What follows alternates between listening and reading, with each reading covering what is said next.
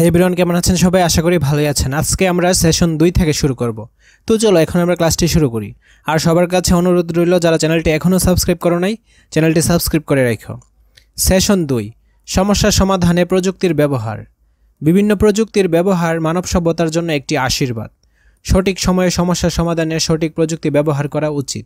আমাদের চারপাশে এমন অনেক সমস্যা আছে যা আগে মানুষ নিজে নিজে সমাধান করত, কিন্তু এখন প্রযুক্তির ব্যবহারের কারণে সেটি সমাধান করা অনেক সহজ হয়ে গেছে। গত সেশনে আমরা অপরিচিত নতুন জায়গায় ঘুরতে যাওয়া নিয়ে ভেবেছি। অতীতে অপরিচিত জায়গায় ঘুরতে গেলে অবশ্যই আগে ওই জায়গায় গিয়েছে এমন কারো থেকে সেই জায়গার ব্যাপারে ধারণা নিতে হতো। তার থেকে জেনে নিতে হতো কিভাবে আমরা সেই জায়গায় যেতে পারি, কত সময় লাগবে, কোন রাস্তার পর কোন রাস্তায় যেতে হবে ইত্যাদি। তবে এখন এক্ষেত্রে সহজ সমাধান হলো কোনো ম্যাপ সফটওয়্যার ব্যবহার করা।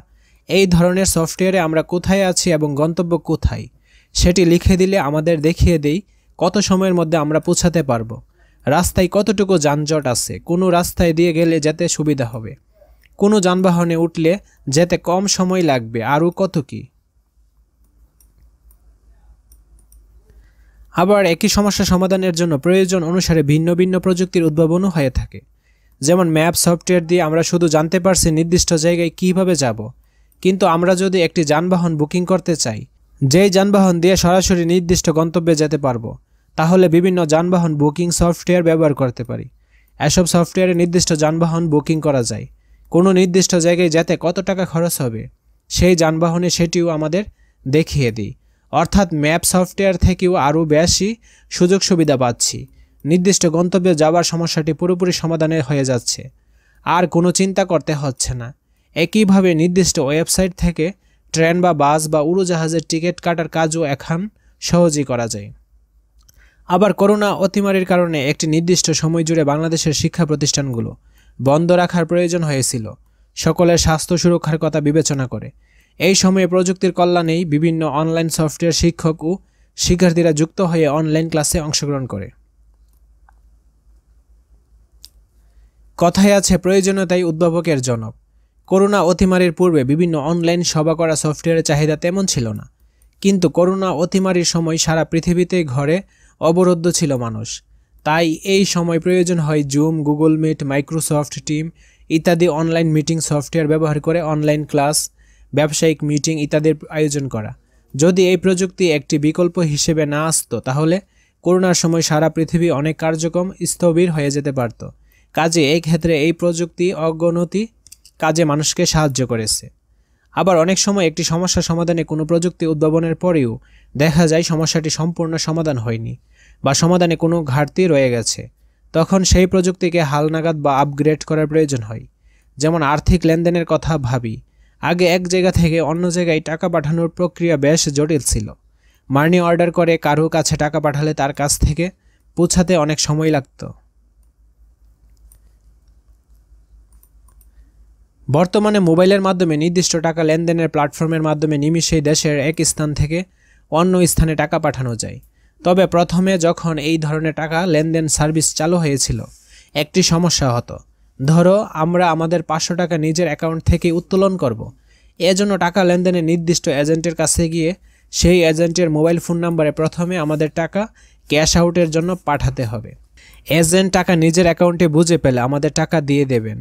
সমস্যা হচ্ছে, যদি এজেন্টের মোবাইল ফোন নাম্বার টাইপ করার সময়ে আমরা কোনো ভুল করে ফেলি, তাহলে ওই এজেন্টের কাছে টাকা না গিয়ে ভুল কোনো নাম্বারে টাকা চলে যাবে। এতে আমাদের ক্ষতি হবে। প্রথম দিকে মানুষ এভাবেই ভুল নম্বরে টাকা পাঠিয়ে বিপদে পড়ত। এই সমস্যাকে কিন্তু আবার প্রযুক্তির সাহায্যেই সমাধান করা হয়েছে। এখন যে কোনো মোবাইল নম্বরে টাকা লেনদেনের এজেন্টের দোকানে একটি কিউআর কোড, ঠিক আছে, এই হচ্ছে কিউআর কোড দেওয়া থাকে। মোবাইল সেটে থাকা টাকা পাঠানোর অ্যাপ্লিকেশনে এই কিউআর কোড স্ক্যান করার সুবিধা থাকে। ফলে এজেন্টের নাম্বার ভুল টাইপ করার ভয় থাকে না। কিউআর কোড স্ক্যান করার পর সঠিক নাম্বারে টাকা পাঠানো সুনিশ্চিত থাকে। আবার শুধু টাকা কাউকে পাঠানো বা নিজে টাকা পাবার ক্ষেত্রে এই অ্যাপ্লিকেশনগুলো ব্যবহার করা যায় তা কিন্তু নয়। এগুলো দিয়ে বাসাবাড়ির ইলেকট্রিসিটি, পানি ইত্যাদি সংযোগের বিল প্রদান করা হয়। ফলে নির্দিষ্ট অফিসে গিয়ে লাইন ধরে বিল প্রদান করার ঝামেলা কমে গেছে। একটি প্রযুক্তি প্রথমে হয়তো নির্দিষ্ট একটি সমস্যার সমাধানের জন্যই উদ্ভাবন করা হয়, কিন্তু পরে একই প্রযুক্তির আরও বিভিন্ন জায়গায় কাজে লাগানো যায়।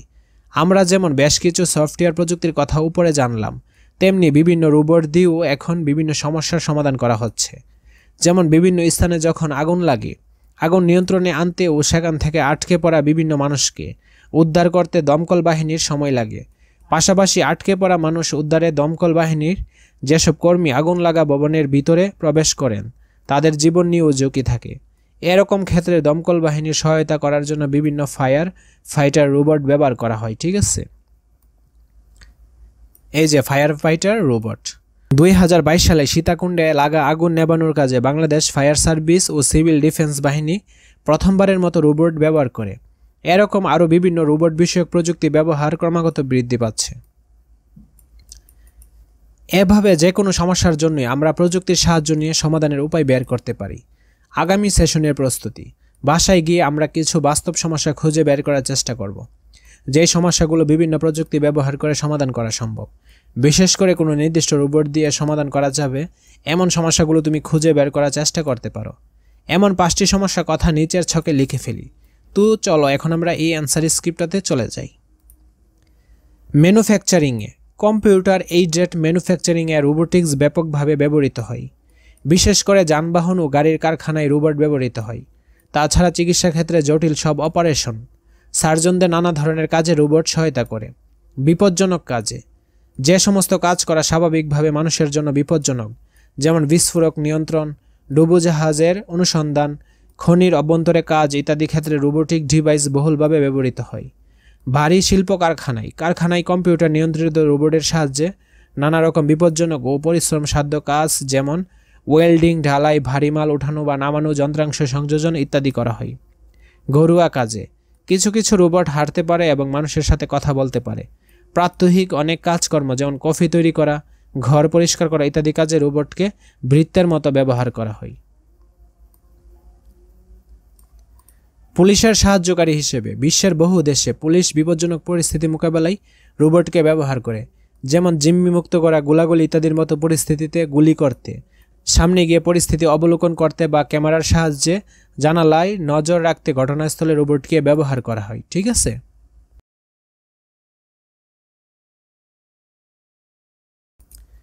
সেশন 3 সমস্যার সমাধানে অ্যালগরিদম বানাই। আমরা বাসায় গিয়ে বেশ কিছু সমস্যার তালিকা তৈরি করেছিলাম, যে সমস্যাগুলো প্রযুক্তির মাধ্যমে সমাধান করা সম্ভব। এবারে আমরা একটি সমস্যা নির্বাচন করে সেটি সমাধানের ধাপগুলো অর্থাৎ অ্যালগরিদম লিখব। তার আগে নিচের কাজগুলো সম্পন্ন করতে হবে। শিক্ষক পুরো ক্লাসের সবাইকে নিয়ে মোট 6টি বিভিন্ন দলে ভাগ করে দেবেন। প্রতিটি দলের সকল সদস্য নিজেদের লেখা বিভিন্ন সমস্যা যেগুলো প্রযুক্তি দিয়ে, বিশেষ করে কোনো রোবট দিয়ে সমাধান করা যায়, যে সেগুলো তালিকা একসঙ্গে করব। এবারে নিজেরা মিলে আলোচনা করে সিদ্ধান্ত নেব একটি সমস্যা বাছাই করতে। এই সমস্যা নিয়ে পরবর্তী সেশনগুলোতে আমরা কাজ করব। সমস্যা নির্বাচনের ক্ষেত্রে কোনো সমস্যা দলের একাধিক শিক্ষার্থী তালিকায় ছিল সেটিকে প্রাধান্য দেওয়া যেতে পারে। এবারে নির্বাচন করা সমস্যা সমাধানের ধাপগুলো অর্থাৎ অ্যালগরিদম আলোচনা করে লিখে ফেলি। মনে রাখতে হবে অ্যালগরিদম এমনভাবে লিখতে হবে যেন একটি রোবটকে সেই অ্যালগরিদম দিলে অ্যালগরিদমের ধাপগুলো অনুসরণ করে রোবটটি পুরো কাজটি করে ফেলতে পারে। যেমন আমরা এর আগে আগুন নেভানোর জন্য রোবটের ব্যবহার সম্পর্কে জেনেছিলাম। তুমি যদি আগুন নেভানোর একটি রোবট হতে তাহলে তোমার কাজ করার অ্যালগরিদম কেমন হতো? এক্ষেত্রে আমাদের অ্যালগরিদম হবে পরের পাতার মতো। তো এখানে দেখো সমস্যা আগুন নেভানোর জন্য রোবট ব্যবহার করা। এর অ্যালগরিদম: প্রথম ধাপ, প্রথমে রোবট চালু করি। দ্বিতীয় ধাপ, রোবটের ক্যামেরা দিয়ে সামনের অবস্থান দেখি। তৃতীয় ধাপ, যদি দেখি কোথাও আগুন দেখা যাচ্ছে না তাহলে চতুর্থ ধাপে চলে যাই। আর যদি দেখি সমস্যা আগুনে দেখা যাচ্ছে তাহলে রোবটের পাইপ দিয়ে পানি প্রবাহ করি, আগুন না নেভা পর্যন্ত পানি ঢালতে থাকি। চতুর্থ ধাপ, কাজ শেষ। এবারে নিজেদের দলে নির্বাচন করা সমস্যার বিষয়বস্তু ও সমাধানের অ্যালগরিদম লিখে ফেলি। তো এখন আমরা একটা সমস্যা নির্বাচন করব। তো এই সমস্যার সমাধানের জন্য একটা অ্যালগরিদম লিখে ফেলবো। এর অ্যান্সার স্ক্রিপ্টে আমরা চলে যাই। তো আমাদের সমস্যাটা হচ্ছে রোবট ব্যবহার করে বাসাবাড়ির ময়লা পরিষ্কার করা। এর অ্যালগরিদম: প্রথম ধাপে প্রথমে রোবট চালু করি। দ্বিতীয় ধাপ, রোবটের ক্যামেরা দিয়ে সামনের অবস্থান দেখি। তৃতীয় ধাপ, যদি দেখি কোথাও ময়লা দেখা যাচ্ছে না তাহলে চতুর্থ ধাপে চলে যাই, অর্থাৎ এই ধাপে চলে যাব। আর যদি দেখি সামনে ময়লা দেখা যাচ্ছে, তাহলে এই ধাপে থেকেই ময়লা সম্পূর্ণ পরিষ্কার না হওয়া পর্যন্ত রোবটের যন্ত্রাংশ দিয়ে তা পরিষ্কার করে ফেলবো, ঠিক আছে? তারপর আমার কাজ শেষ। ক্লিয়ার?